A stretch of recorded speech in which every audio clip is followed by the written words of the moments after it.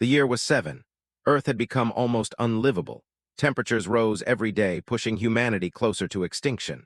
Cities burned and vanished under constant heat. Forests that once sustained life were reduced to ash. Oxygen was nearly gone. With no plants left, humans survived only on artificial oxygen, keeping them alive but slowly destroying them from within. Humanity stood on the edge of collapse. Yet in this dying world, one small city still stood. Broken and desperate survivors were flooding toward it, believing it to be their final refuge. In this city lived a man named Ethan White. Ethan was not a scientist or a soldier. He was just a laborer, but the weight he carried was immense. He maintained the city's power grid, the source of both electricity and oxygen. If he failed even once, the city would fall. Every night he worked deep underground away from the sun's deadly radiation while his wife Xanthi lay slowly dying above. That day Ethan worked inside the scorching tunnel like always. As a high-voltage electrician, he risked his life stabilizing the massive nuclear reactor that powered the city. After the shift ended, the workers gathered to leave. During attendance, an elderly worker said he would not be able to return the next day. The supervisor looked at him coldly and asked, "Who will take his place?" Ethan stepped forward. "I'll do it, just pay me." Without hesitation, the supervisor fired the old man and placed the entire burden on Ethan. Exhausted, Ethan walked through the city. Everyone wore oxygen masks. Machines and drones moved between tall buildings, filling the air with mechanical noise. Suddenly, the old worker grabbed Ethan, begging for his job back. His children were sick. Without work, he would die. Ethan's friend, Jack, stepped in to protect him. Before anything could happen, the city froze in shock.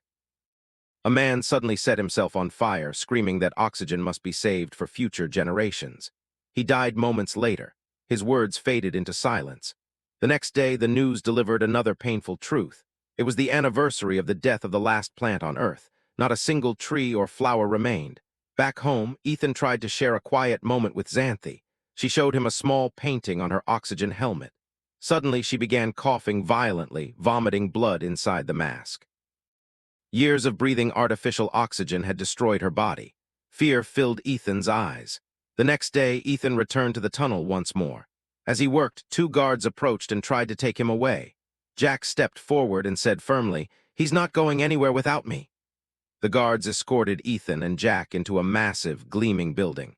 It was the headquarters of Chronocorp, the corporation that supplied artificial oxygen to the entire world. They passed through long, silent corridors before finally standing before the company's CEO, Regina Jackson.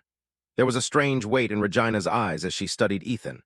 "How is your wife?" she asked. Ethan answered quietly, exhausted. "I'm taking care of her as best as I can." Regina explained that more and more people were abandoning artificial oxygen. If this continued, humanity would disappear completely. But she said, there was still a small hope, and that hope was Ethan. Ethan let out a short, bitter laugh. "I'm just a laborer. What could I possibly do for you?" Regina led them into a secure laboratory. At the center of the room stood a colossal machine. It was called Chronocorp. She revealed that Ethan's father once worked there. He was a genius, and it had taken 20 years to build the machine. Regina explained that they had sent a radio signal into space using the device. When the signal returned, it was different. Hidden inside, it was a message sent from 47 years in the future. Ethan and Jack stood in shock. "Are you saying this is a time machine?" Jack asked. Ethan whispered, "That means humans still exist 400 years from now." A scientist activated the screen and displayed the message. Ethan's heart dropped. It contained only 3 words, "Send Ethan White." Regina spoke calmly. "Whoever sent this message has found a cure for the same disease that causes people to vomit blood. The same disease your wife Xanthi is suffering from." Ethan swallowed hard. He said, "They want to send us the cure to save the world, but why me? We don't know," Regina replied. "And we only have one chance to send someone." Jack immediately asked, "Why only one?" The scientist explained that the machine was powered by the city's only nuclear reactor. Activating it would shut down the entire city. "We can't afford to use it more than once." Ethan's breathing slowed. "I don't know why," he said. "But it feels like if I enter that machine, I'll never come back." Regina didn't deny it. "You're right. We can send you, but we have no way to bring you back." Ethan stared at her. "So you're sending me to a future I can never return from?" Regina said, "When you reach the future, you must find the people who sent the message. They'll guide you to the cure. You could save humanity, and you could save your wife." Later, Ethan sat with Jack in a quiet cafe. His eyes were empty. "I can't leave my wife," he said in a broken voice. Jack urged him to think about the mission.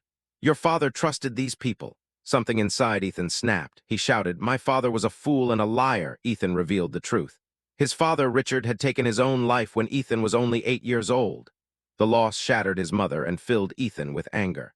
"You want me to follow his path?" Ethan yelled. "You want me to abandon my sick wife like he abandoned us?" Jack stayed silent for a moment. Then he said softly, "I lost my entire family, I lost myself, but you can still save Xanthi." For Ethan, it was no longer about saving the world. It was about saving her. The story shifts to the past. Ethan is 8 years old. It's his birthday. His father, Richard, gives him a strange gift and smiles gently. He says, "This will make you what you were born to be. You were meant for something great." Richard asks Ethan to open a metal box. As Ethan reaches inside, a thick black metal bracelet snaps onto his wrist, locking tightly. Blood runs down his small hand. His screams fill the room. Ethan doesn't understand how a father could do this. Fear and pain fill his eyes. Richard watches, shaking with regret, and says, "This will never come off, Ethan, I'm sorry." Then Richard turns away, walks out the door, and never returns. The story returns to the present. Ethan tells Xanthi everything. His voice is heavy as he says, "I won't leave you for a fabricated story. You are my world." Xanthi looks at him steadily and asks, "Do you really think a second chance is a lie? How can you believe that?" Ethan shakes his head and says, "You're the only thing that matters to me. I can arrange the money. I can save you. I can't leave you." Xanthi talks to him for a long time. She speaks calmly, patiently, trying to break through his fear. Slowly and against his will, Ethan begins to accept the truth. Maybe this chance is real. Maybe it is his last hope. Later that night, Ethan sits alone on the rooftop of a tall building. The city is silent. He grips the iron bracelet on his wrist and tries to tear it off. He pulls and twists with all his strength, but it doesn't move. The more he struggles, the more helpless he feels. Deep into the night, Ethan wakes up suddenly. He writes a message and places it beside Xanthi. "I will find a way to come back to you." The pain is clear on his face as he leaves. Carrying a heavy heart, he goes straight to Chronocorp headquarters and stands before Regina and says, "If I bring back even one dose of the cure, it will be for Xanthi. I won't go anywhere without it." Regina looks at him for a moment, then nods. A scientist brings forward a specialized time travel suit and explains that it will protect Ethan during the journey. He places a small AI device in Ethan's hand. "This will monitor your health and send us every detail. We'll know you're alive. We'll be watching." Ethan puts on the suit and steps into the center of the machine. Circular columns of energy light up around him. The machine begins to vibrate as the process starts, filling the chamber with light. Before leaving, Ethan turns to Jack and says, "Take care of Xanthi, brother." Suddenly, a surge of energy erupts. The machine shakes violently and the entire facility goes dark. Ethan feels himself falling as if pulled into a deep void. Particles of light swirl around him. With a final violent impact, Ethan breaks through the clouds and crashes into the ground. He lands in the middle of a vast forest and loses consciousness. When he wakes up, his time travel suit is on fire. Panicked, he tears it off and crawls away. Moments later, sparks burst from the suit's core, followed by a loud explosion that echoes through the forest. Ethan steadies himself and looks around. He is standing in a dense, untouched forest. It feels like he has stepped back 100 years in time. The towering trees and living greenery belong to a world long gone. He activates his device. "Archie," he asks, "where are we?" Archie tells him to follow the map and guides him forward. As Ethan moves ahead, he notices something in the distance. A skeleton. It has been there for years. There is a clear bullet hole in the skull. When Ethan sees the name stitched onto the jacket, his body goes cold. The name reads Ethan White. Ethan is stunned. Nothing makes sense. Nearby, he finds another Archie device identical to his own. Then he notices the metal bracelet on the skeleton's wrist. It is the same bracelet bound to his arm. There is only one difference. The bracelet on the skeleton glows faintly green. Ethan activates the second Archie and orders it to play the last recorded log. Two voices echo in panic. Moments later, a gunshot rings out. Before the recording can continue, the device shuts down as its battery dies, moving deeper into the forest. Ethan begins to see the decayed remains of human civilization. Rusted structures and broken machines from his own era lie scattered among the trees. Night falls. Hungry and alone, Ethan nervously eats a wild berry. Unsure whether it is poisonous, he asks Archie to scan the stars above. After analyzing their positions, Archie delivers a shocking result. The year is 24,474. This is the future, but a future where nature has completely reclaimed the Earth. The sky is clear and the stars shine brightly, untouched by pollution. Suddenly, the weather turns violent. Lightning splits the sky and heavy rain crashes down. The Bari's toxins begin to take effect. Ethan vomits uncontrollably. His strength drains away and he collapses into unconsciousness. Time passes. When Ethan opens his eyes, he sees a familiar face. It is Jack. Back in 2067, the scientists at Chronocorp realized Ethan was in critical condition. With only a small amount of energy left, they powered the time machine one final time and sent Jack through. Jack explains, "The machine had just enough power for one last jump. That's how I got here." Later, Ethan leads Jack to the skeleton and asks quietly, "How could I die like this?" Jack examines the bullet wound and shakes his head. "I don't think this skeleton is you. Something doesn't add up." Ethan responds firmly, "Whoever called me here has the cure. I have to find it and I don't have much time." Guided by Archie, they move deeper into the forest. In the distance, they spot a massive, reinforced metal bunker. Hope rises as Ethan approaches the door, but nothing happens. Suddenly, a small robotic scanner emerges from the bushes and scans Ethan's eyes. After a brief pause, the bunker door slowly opens. Inside, it is completely dark, as if something is watching from within. They step inside carefully. The moment they do, the door slams shut behind them. The last trace of light disappears. As they move forward, a screen flickers on. It displays a single message. "Welcome, Ethan White." Ethan presses enter. Instantly, the metal bracelet on his wrist tightens painfully.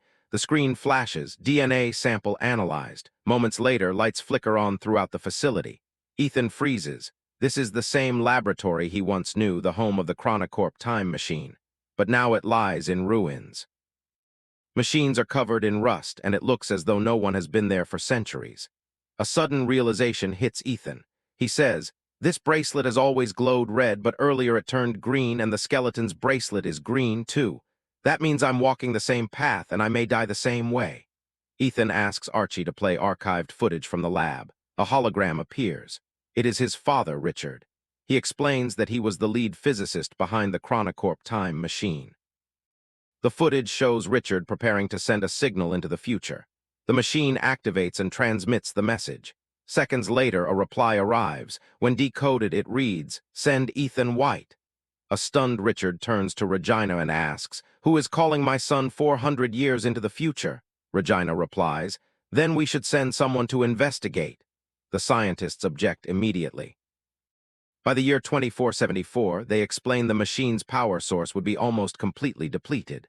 The footage fades. The story returns to the ruined lab in 2474. Ethan and Jack stand in silence when a warning alarm suddenly blares. The nuclear core has failed. The time machine is shutting down. Ethan urgently questions Archie. Archie explains that the malfunction has cut off all communication with 267. Worse, they have only 3 hours to stabilize the reactor. If they fail, a massive nuclear explosion will destroy everything. Jack immediately begins preparing to repair the core. Ethan, however, remains still. Questions flood his mind. Ethan asks, if they knew the power failure was coming, why didn't they warn us? And if they truly wanted to help, they could have sent a doctor or a soldier. Why send you? Jack replies calmly, why would someone risk their life just to save you? With less than 3 hours left, they move quickly, following familiar routes from their old working days. They cross the forest and finally reach the city. The sight stops them cold. The city is completely abandoned. Buildings stand buried under vines and trees. Nature has taken everything back. The scene is unsettling yet strangely calm. Skeletons lie scattered across the streets. In that moment, Ethan understands something painful. Humans were the true destroyers.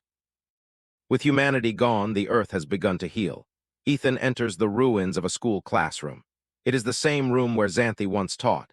Inside, he notices a skeleton. As he looks closer, his heart sinks. It is Xanthi. In her hand is the same hair clip Ethan left behind, engraved with the words, "I will find a way back to you." Beneath it, Xanthi had added a reply, "I wish you would come back." Ethan's voice breaks.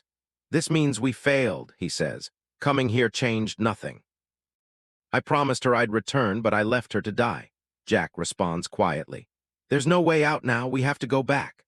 Suddenly, Ethan freezes. A thought strikes him. He rushes to the skeleton's Archie device and plays its final recording. Two voices echo through the empty room, his own and Jack's arguing intensely. Then Jack's voice rises in panic. Hearing his own voice, Jack freezes.